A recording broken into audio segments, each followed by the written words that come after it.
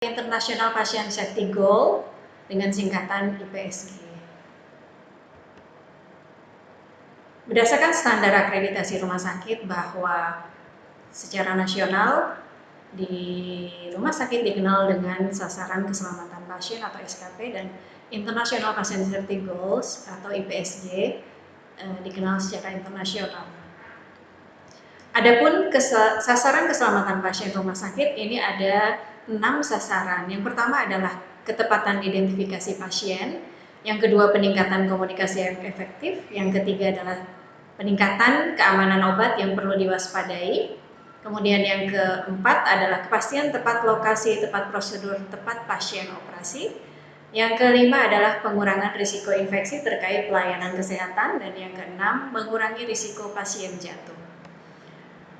Untuk pembahasan IPSG atau SKP 1 tentang identifikasi pasien dengan benar, bahwa di sini rumah sakit menetapkan regulasi untuk menjamin ketepatan akurasi identifikasi pasien.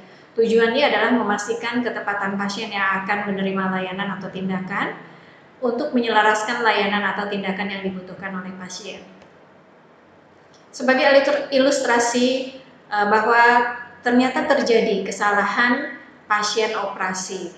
Jadi menurut informasi bahwa pasien tersebut seperti yang ada dalam slide ini salah dilakukan operasi atau areanya salah. Mengapa terjadi kesalahan tersebut? Nah, ini adalah beberapa kesalahan identifikasi pasien yang dapat terjadi pada semua aspek diagnosis dan tindakan. Keadaan-keadaan yang dapat membuat identifikasi tidak benar adalah jika pasien dalam kondisi sebagai berikut: pasien dalam keadaan terbius, pasien yang mengalami disorientasi, pasien yang tidak sepenuhnya sadar, pasien dalam keadaan koma, pasien yang berpindah tempat tidur tanpa menginformasikan kepada petugas, kemudian bisa juga berpindah kamar tidur tanpa menginformasikan kepada petugas, berpindah lokasi di dalam lingkungan rumah sakit, terjadinya disfungsi sensoris terhadap pasien tersebut, ataupun pasien yang lupa identitas diri atau mengalami situasi lainnya. Identifikasi pasien dalam hal keselamatan pasien paling sedikit 2 dari 3 bentuk identifikasi. Kita kenal bahwa identifikasi pasien terdiri dari nama pasien, tanggal lahir, nomor rekam medik, atau bentuk lainnya misalnya nomor induk kependudukan atau barcode. Nomor kamar pasien tidak dapat digunakan lagi sebagai identitas pasien. 2 bentuk identifikasi pasien digunakan di semua area layanan rumah sakit seperti di rawat jalan, rawat inap, IGD, kamar operasi, unit layanan diagnostik seperti radiologi, laboratorium, dan lain-lain. Adapun jenis identitas pasien ini pada dasarnya pasien-pasien di rumah sakit diberikan gelang identitas. Di antaranya adalah dibedakan berdasarkan warna, yaitu warna pink untuk wanita dan warna biru itu untuk pria. Pemasangan gelang identitas diutamakan pada ekstremitas yang tidak terpasang infus. Nah, ini adalah kegiatan yang wajib dilakukan identifikasi dengan benar. Di antaranya adalah saat pemberian obat, pemberian darah dan produk darah, pemberian diet, pemberian radioterapi, kemoterapi, hemodialisis, cairan infus. Juga pada saat pengambilan spesimen baik darah, sputum, dan lain-lain untuk pemeriksaan klinis. Kemudian pada saat pasien-pasien menjalankan prosedur kateterisis jantung dan prosedur radiologi diagnostik. Demikian pula untuk pasien koma, ini adalah wajib dilakukan identifikasi dengan benar. Berikut adalah identifikasi pasien berisiko. Pasien-pasien selain diberikan penanda identitas gelang berwarna biru untuk laki-laki dan pink untuk wanita, juga diberikan atau dipasang gelang ataupun kancing ataupun pin penanda bahwa pasien tersebut berisiko. Di antaranya adalah kancing kuning atau pin kuning, itu untuk pasien-pasien yang memiliki risiko jatuh. Kemudian pasien akan dipasang pin atau kancing merah apabila pasien-pasien mengalami memiliki risiko alergi, mempunyai riwayat alergi. baik terhadap obat-obatan maupun makanan. Kemudian pasien-pasien juga akan diberikan pin atau kancing berwarna ungu dengan tulisan DNR atau do not resusitasi, di mana pasien tidak diinginkan dilakukan atau tidak ingin dilakukan DNR atau resusitasi pada saat kondisinya memburuk.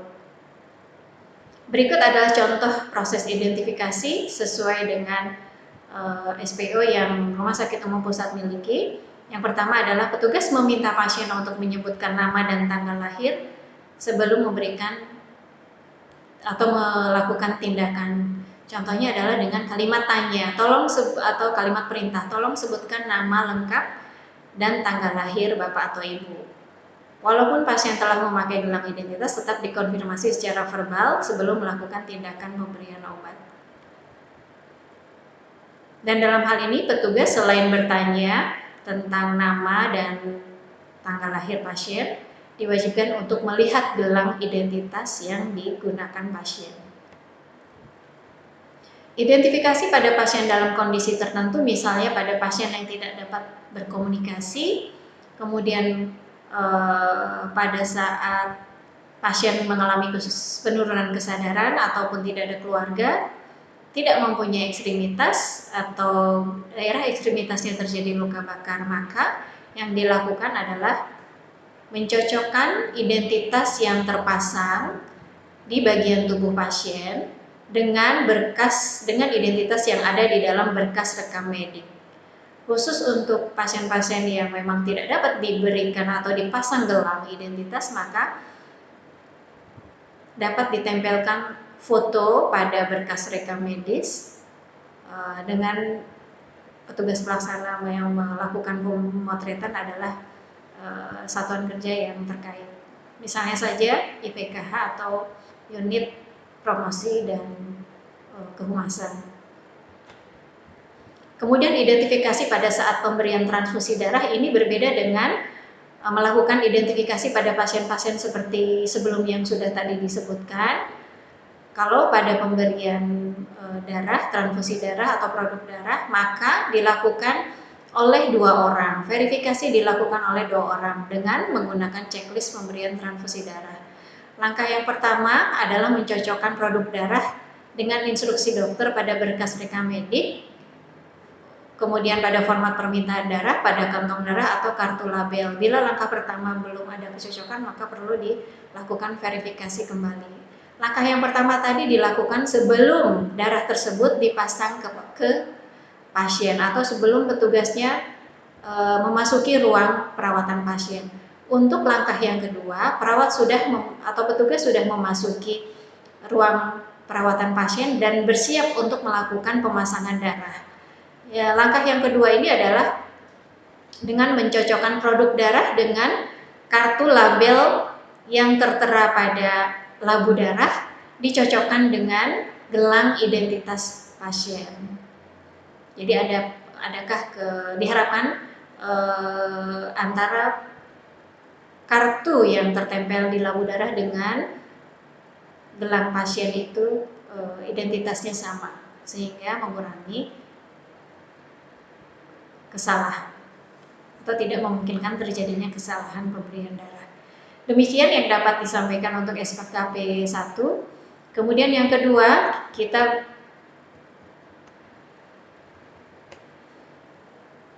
beralih ke SKP 2, yaitu meningkatkan komunikasi yang efektif, di mana rumah sakit menetapkan regulasi untuk melaksanakan proses peningkatan efektivitas komunikasi verbal atau komunikasi melalui telepon antar PPA. PPA di sini adalah petugas pemberi asuhan, profesional pemberi asuhan. Siapa saja profesional pemberi asuhan itu? Ada tenaga medis, perawat, kemudian apoteker, ahli gizi atau dietitian. Jadi semua profesional yang memberikan asuhan kepada pasien.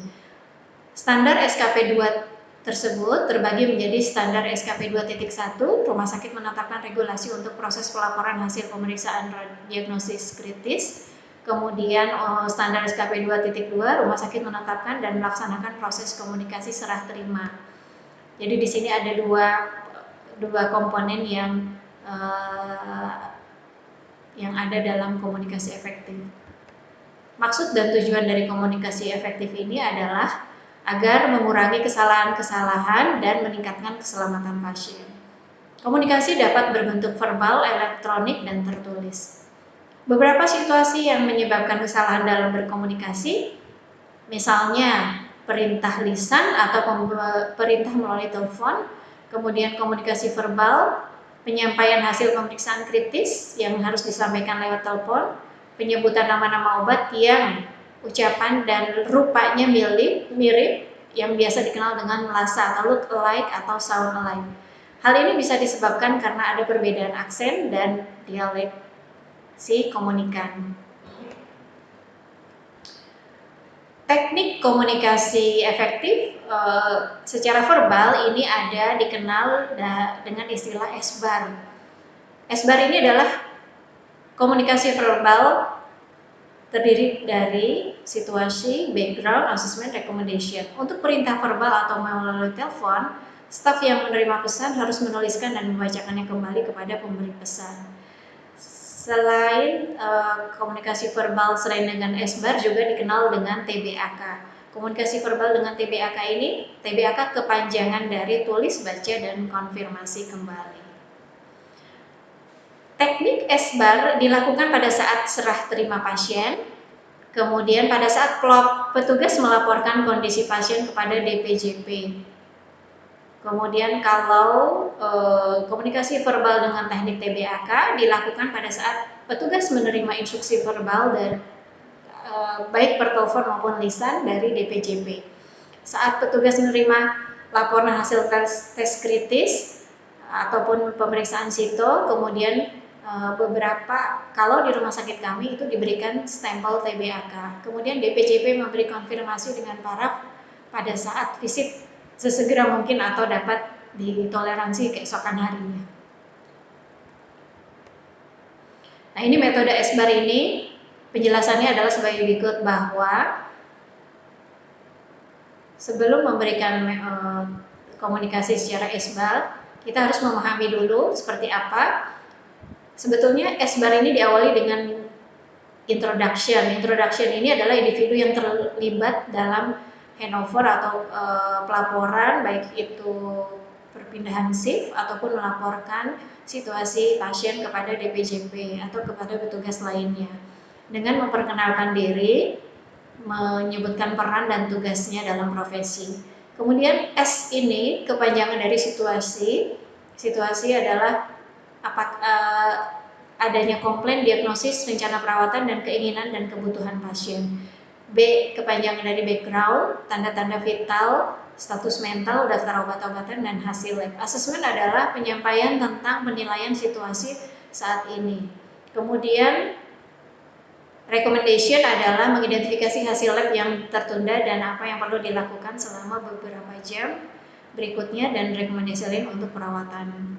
Kemudian ada juga diakhiri dengan question atau answer, kesempatan bagi komunikan, dalam hal ini pelapor atau poin yang dilaporkan, dalam hal ini baik perawat maupun DPJP, atau situasi ketika handover akan terjadi tanya jawab dalam proses handover, dalam proses tersebut. Sedangkan teknik TBAK pada saat petugas menerima instruksi lisan via telepon dari DPJP atau instruksi lisan dari DPJP, maka petugas yang menerima pesan harus menuliskan tanggal dan jam pesan diterima, nama lengkap pasien, tanggal lahir, diagnosa, tidak menggunakan simbol atau singkatan yang tidak sesuai standar. Kemudian apabila DPJP memberikan obat atau terapi, itu harus ditulis lengkap, tidak boleh disingkat. Kemudian siapa nama petugas yang melaporkan dan siapa yang memberikan pesan. Kemudian diakhiri dengan nama dan tanda tangan petugas, baik yang menerima pesan maupun yang memberikan pesan. Bila pesan yang diterima melalui telepon, maka pengirim pesan dapat mengkonfirmasi sesegera mungkin atau ditoleransi sehari kemudian, di kemudian harinya. Kemudian TBAK ini juga dalam hal baca, yaitu bacakan kembali isi pesan, kemudian konfirmasi adalah proses kebenaran pesan yang ditulis dan membubuhkan stempel TBAK pada formulir catatan penerima pesan. Selain teknik komunikasi menggunakan SBAR dan TBAK, pada saat proses handover ataupun pada saat laporan situasi pasien terhadap DBCP, maka komunikasi efektif juga meliputi pelaporan hasil pemeriksaan diagnosis kritis. Pelaporan dari hasil pemeriksaan diagnosis kritis ini meliputi pemeriksaan laboratorium, pemeriksaan radiologi, pemeriksaan kedokteran nuklir, prosedur USG, kemudian MRI, diagnosis jantung, dan pemeriksaan diagnostik yang dilakukan di tempat tidur pasien seperti pemeriksaan tanda vital, kemudian portable radiografi, bedside ultrasound, atau transesophageal ekokardiografi. Pada saat menerima laporan hasil tes kritis, maka kita menuliskan dengan TBAK. Tes kritis dilaporkan kepada petugas laboratorium radiologi dan kardiologi. Tes kritis ini misalnya saja pemeriksaan diagnostik atau pemeriksaan laboratorium yang dilakukan pasien tersebut, hasilnya sudah keluar dan dilaporkan mendapatkan hasil yang kritis, maka segera petugas laboratorium atau petugas radiologi akan melaporkan langsung kepada DPJP. Dengan maksud hasil yang dilaporkan tersebut mendapatkan respon kurang dari 1 jam.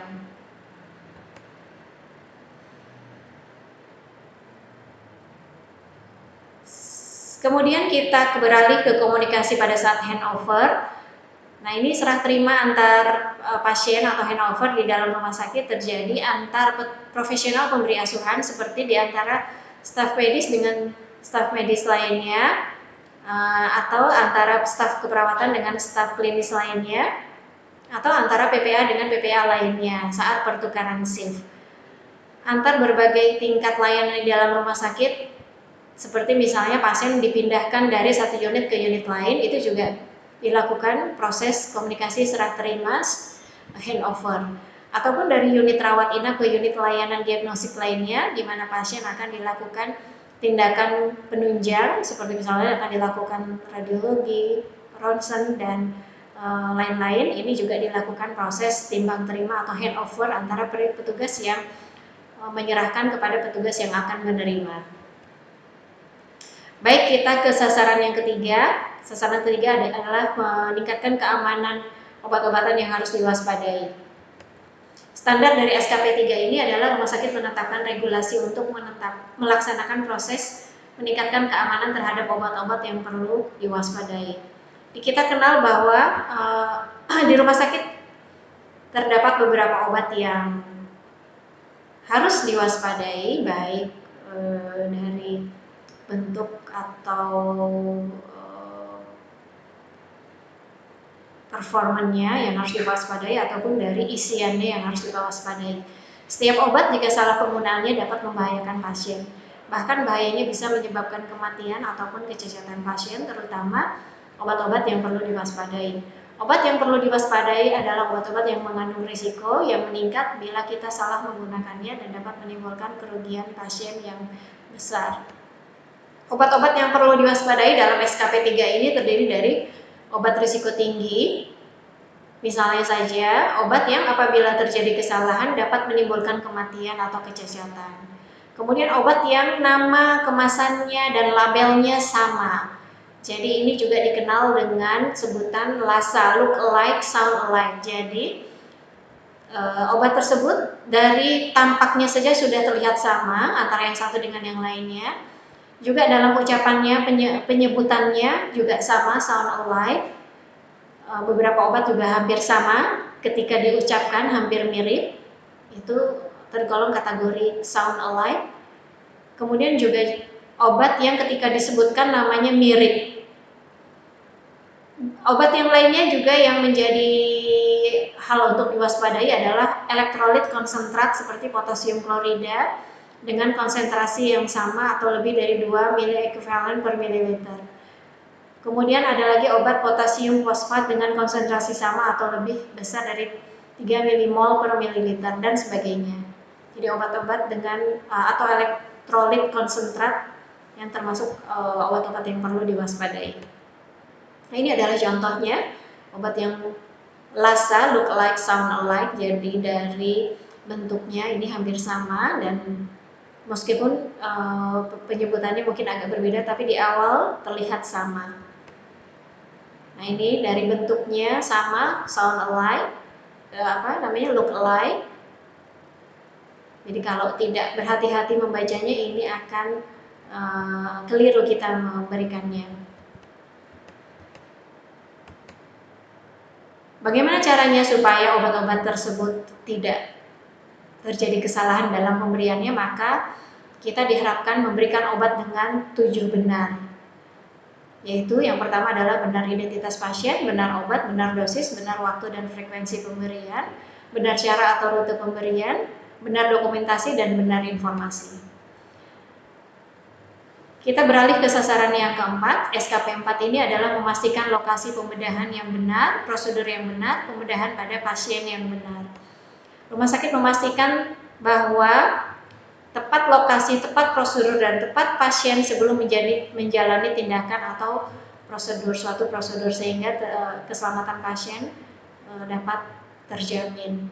Rumah sakit memastikan dilaksanakannya proses time out di kamar operasi atau ruang tindakan sebelum operasi dimulai. Adapun maksud dan tujuan dari SKP 4 ini adalah terutama pada standar SKP 4.1, salah lokasi, salah prosedur, salah pasien yang menjalani tindakan dan prosedur merupakan kejadian yang sangat mengkhawatirkan dan bisa terjadi. Kesalahan ini terjadi akibat yang pertama adalah komunikasi yang tidak efektif dan tidak adekuat antara anggota tim, tidak adanya keterlibatan pasien untuk memastikan ketepatan lokasi operasi, dan tidak adanya prosedur untuk verifikasi. Sehingga maksud dan tujuan dari SKP 4 ini adalah masih menyambung yang tadi, bahwa terjadi kesalahan bisa karena asesmen pasien yang tidak lengkap, catatan rekening yang tidak lengkap, budaya yang tidak mendukung komunikasi terbuka antara anggota tim, masalah yang terkait dengan tulisan yang tidak terbaca, tidak jelas dan tidak lengkap, penggunaan singkatan yang tidak terstandarisasi, dan adanya tulisan yang dilarang. Nah, ini sebagai ilustrasi bahwa terjadi kesalahan pasien dalam area operasi, wrong side surgeries. Jadi pasien ini dilakukan operasi pada sisi yang salah. Bagaimana memastikan bahwa lokasinya tepat, kemudian prosedurnya tepat, dan pasiennya tepat dalam pelaksanaan suatu prosedur? Maka secara universal diberlakukan protokol untuk mencegah salah operasi, salah sisi, dan salah pasien. Standar yang dilakukan ada 3. Yang pertama adalah penandaan atau mark site, yang kedua proses verifikasi, dan yang ketiga proses time out. Adapun pada proses penandaan atau mark site, bahwa penandaan daerah operasi atau tindakan invasif dilakukan oleh operator baik pada operasi elektif maupun pada operasi sito menggunakan spidol yang permanen yang tidak dapat dihapus, kemudian diberikan pada area yang akan dioperasi, pada area yang dekat daerah operasi. Dilakukan di area tubuh yang akan dioperasi dengan menggunakan tanda panah. Kecuali apabila secara teknis atau anatomis tidak mungkin pasien tersebut atau area tersebut diberikan penanda panah, misalnya pada permukaan perineum, kemudian pada mukosa, dan pada bayi-bayi prematur. Sedangkan untuk operasi gigi dan tindakan-tindakan prosedur gigi lainnya dilakukan atau ditandai pada ronsen gigi. Selain tadi proses mark site, yang kedua adalah proses verifikasi. Proses ini adalah kegiatan verifikasi yang dilakukan oleh tim bedah sebelum dilakukan operasi atau tindakan invasif dilakukan. Tujuannya memastikan bahwa semua dokumen, foto ronsen, hasil pemeriksaan yang relevan tersedia, diberi label, dan dipampang. Memastikan peralatan khusus atau implan dan teknologi medis khusus tersedia, memverifikasi lokasi, prosedur, dan pasien yang tepat. Dilakukannya adalah pada saat penjadwalan operasi, ketika pasien diberikan opsi untuk operasi, kemudian di ruang sebelum diantar ke IBS, di ruang rawat sebelumnya, kemudian pada saat dipastikan kembali bahwa pasien telah diberi tanda di ruang operasi.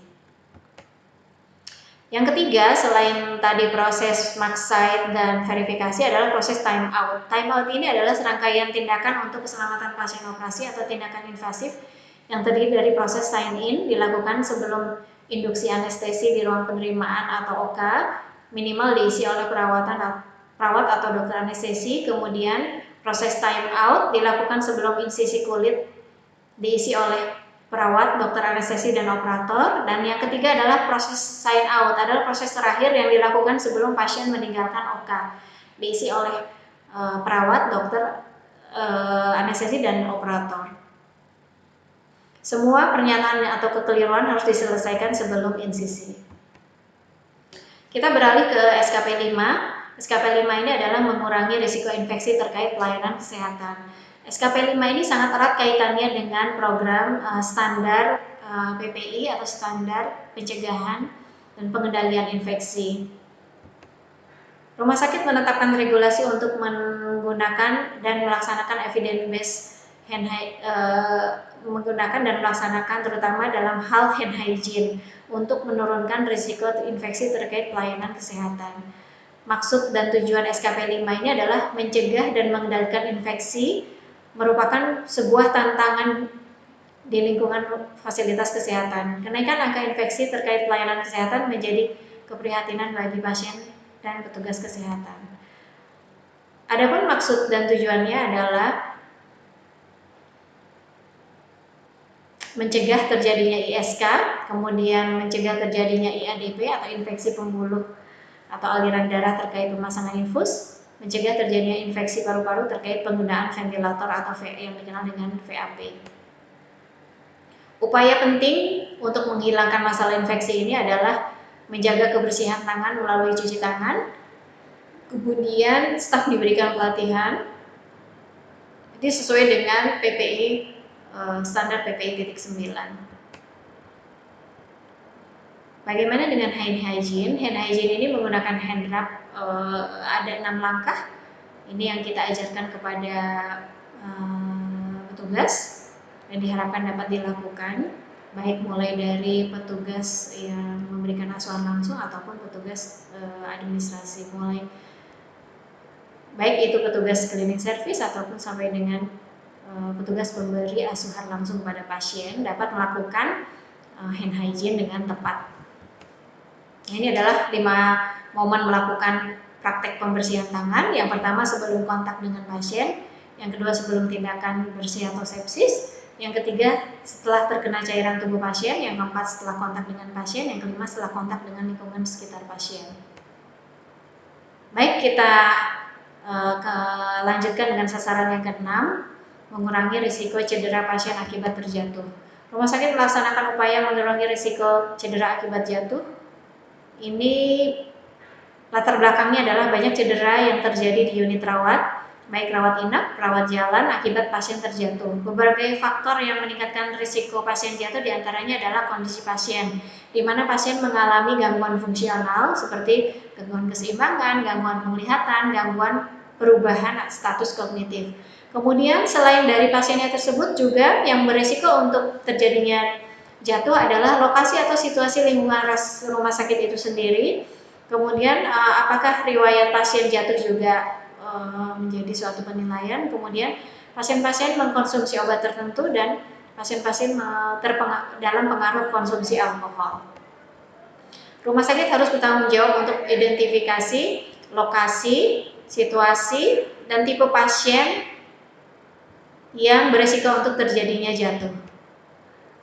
Kemudian pengurangan risiko pasien jatuh ini, rumah sakit sudah mempunyai antisipasi diantaranya adalah pengkajian risiko jatuh dengan menggunakan skala Morse untuk pasien dewasa dan untuk skala Humpty Dumpty untuk pasien anak-anak. Dilakukan pengkajian pada saat pasien awal rawat dan pengkajian ini dilengkapi 1 kali 24 jam berikutnya.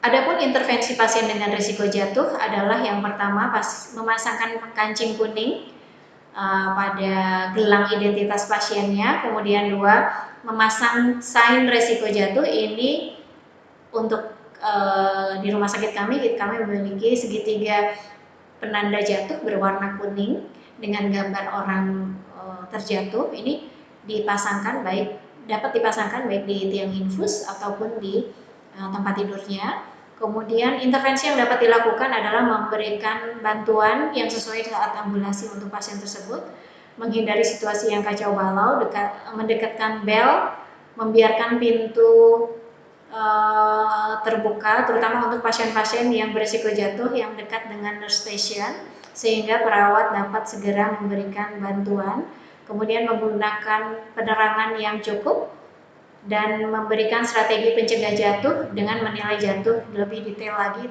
dengan menggunakan skala yang sudah ditentukan, baik itu Morse maupun Humpty Dumpty. Kemudian mendekatkan pasien dengan nurse station, memasang handrail, kemudian menyiapkan jalan keluar dari tempat tidur dengan baik, kemudian memastikan bahwa lantai kamar mandi tidak licin, menggunakan karpet anti selip, dan yang terpenting adalah memberikan edukasi pencegahan jatuh selama pasien dirawat, baik pada pasien maupun keluarga.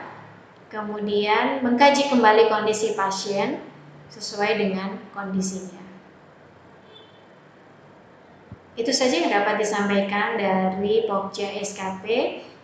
Semoga dapat diterapkan mulai dari SKP 1, 2, 3, 4, 5, dan 6, sehingga keselamatan pasien dapat terjamin. Terima kasih atas perhatiannya. Wassalamualaikum warahmatullahi wabarakatuh.